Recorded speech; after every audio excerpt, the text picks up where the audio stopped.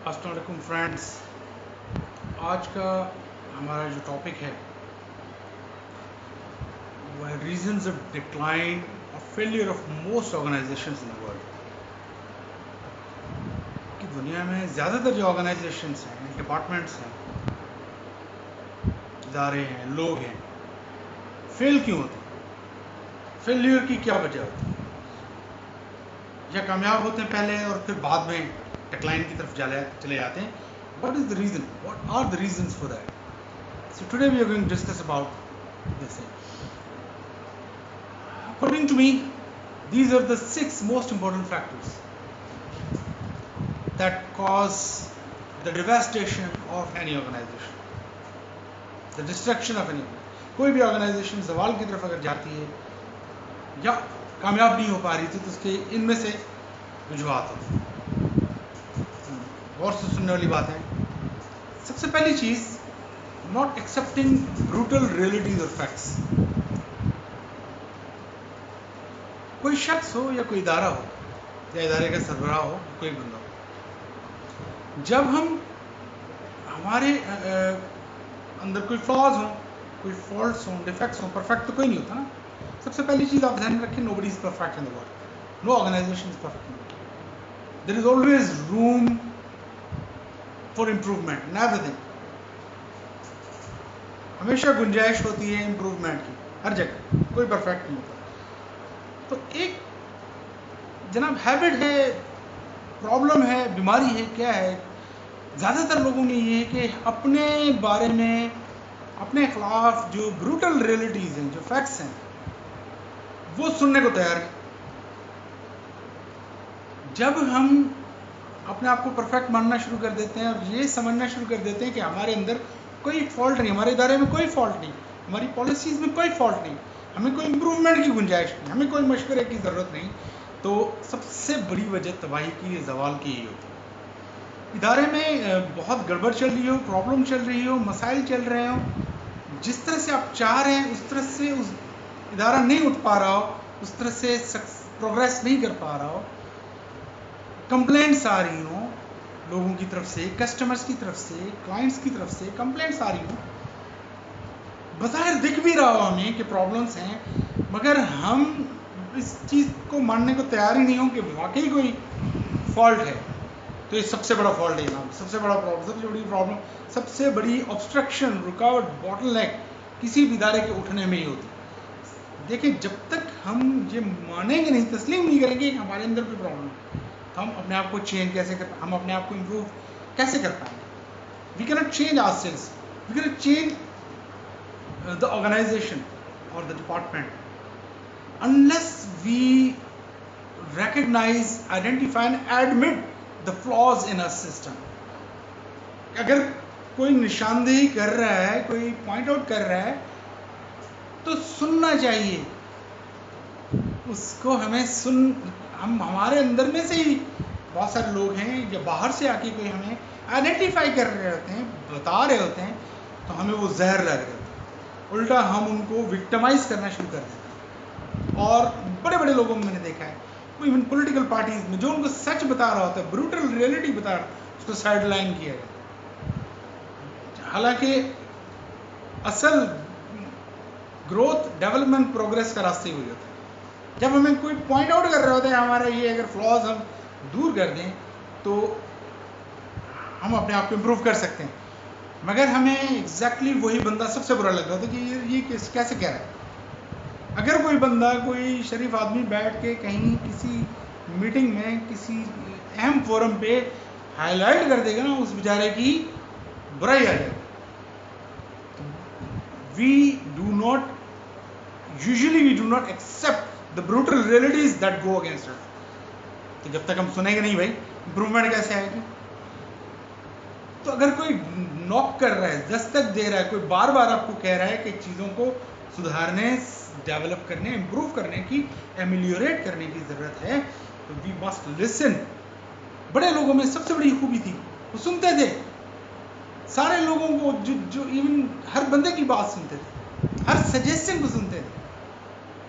और जब तक आप ये सुनना और ईगो ख़त्म नहीं करेंगे, अपने अंदर ह्यूमिलिटी पैदा नहीं करेंगे, कि हम में भी कोई फॉल्ट हो सकता है, हम भी इस्लाह कर सकते हैं, हम अपने आप को रिफॉर्म कर सकते हैं। जब तक अपने आप में ये हम्बलनेस और ह्यूमिलिटी पैदा नहीं करेंगे, आप आगे नहीं जाएंगे। तो सबसे इंपॉर्टेंट चीज़ है, we must be ready to accept the brutal realities. Brutal realities को सुने, नहीं सुनेंगे तो यकीनन आप जवाल की तरफ जा रहे हैं। Number 2, defending the wrongs.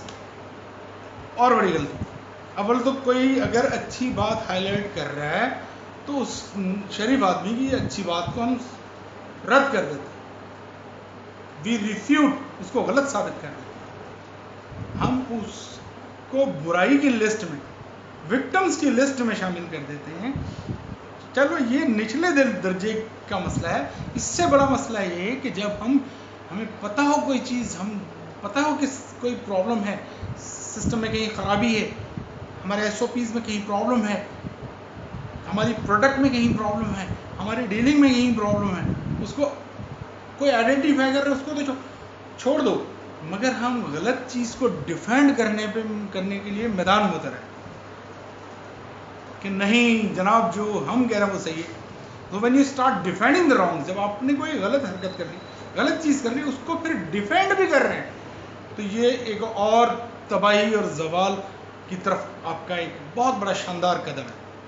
तो कभी भी अपने आपको पता चल जाए आप गलत हैं, पर्सनल लाइफ में हो, सोशल लाइफ में, प्रोफेशनल लाइफ में, ऑर्गेनाइजेशंस में, तो पता चल जाए ये चीज़ गलत है, तो उसको डिफेंड ना करें प्लीज़। ठीक है जी। Number 3, absence of openness to creative suggestion solutions. अब कोई बंदा हमें सजेशंस दे रहा है, क्रिएटिव सॉल्यूशंस ला के दे रहा है, अच्छे मशवरे दे रहा है कि इसको इस तरह से किया जाए, इस तरह से, तो हम वो भी सुनने को तैयार नहीं। हम लोगों को बुला के उनसे ओपिनियन लेने के बजाय उनको शट अप कॉल दे देते हैं, सुनने ही नहीं जा रहे, मजाक उड़ा देते हैं, इग्नोर कर देते हैं। We start jiving the people, we start mocking at such people कि यार तुम बड़े अरस्तू बन गए, बड़ा अफलातून आ गया, या मैनेजमेंट का बड़ा कोई तुम चैंपियन आ गए हो कि हमें सजेशंस दे रहे हो भाई। तो जब आप सुनना बंद कर देंगे क्रिएटिव सजेशन सॉल्यूशंस, तो ये तबाही की तरफ एक और ज़बरदस्त किस्म का आपका स्टेप होगा, तबाही की तरफ बड़ी तेज़ी से आप जो है गामजन होंगे। ठीक है, सुने, आप अगर कोई भी मशवरा दे रहे हैं क्रिएटिव सॉल्यूशन, सुने में क्या खर्चा है, no cost in that. Number 4, suppressing the talent.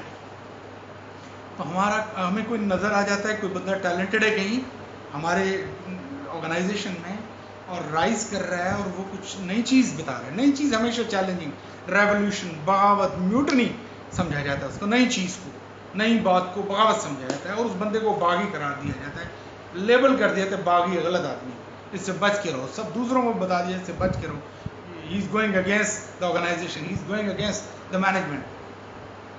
आप उस टैलेंट को सप्रेस करना शुरू कर देते हैं। तो टैलेंट को सब नई बात करने वाला बंदा, भाई इसकी बात सुनो, सप्रेस नहीं कर, सुनने में कोई हद नहीं, सुन लें आइडियाज, उसको समझ लें, अपॉर्चुनिटीज दें। टैलेंट आपको पता चल रहा है किसी बंदे में, आपने उसको आजमा लिया, इसमें टैलेंट है, इसमें पोटेंशियल है, आउटपुट दे सकता है, तो उसको टास्क दें, उसको काम दें, उससे काम लें और उससे अच्छी चीज़ें, क्रिएटिव चीज़ें करवाएं, इदारा खुद ही ऊपर जाएगा।